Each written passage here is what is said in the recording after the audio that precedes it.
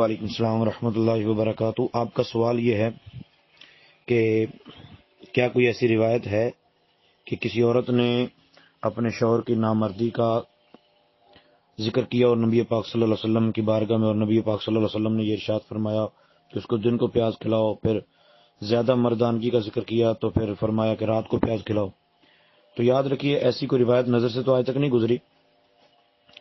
پیاز اور لہسن کے بارے میں جو روایات ہیں سیاستہ کے اندر، وہ اس سے بچنے کے متعلق ہیں کہ نبی پاک صلی اللہ علیہ وسلم ان کو نہیں کھاتے تھے، اور نہ کھانے کی وجہ یہ تھی کہ ان کی سمیل۔ باقی اگر ان کو پکا کر کوئی کھاتا ہے تو اس میں کوئی حرج نہیں ہے۔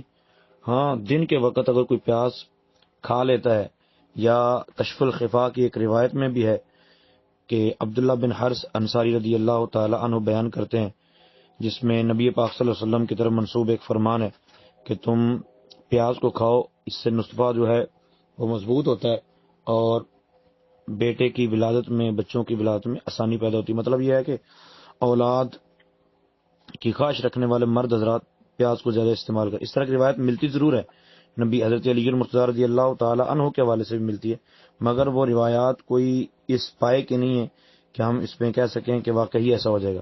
ہاں، کسی کو حاذق طبیب مشورہ دے دے پیاز استعمال کرنے کا تو وہ پیاز استعمال کر سکتا ہے۔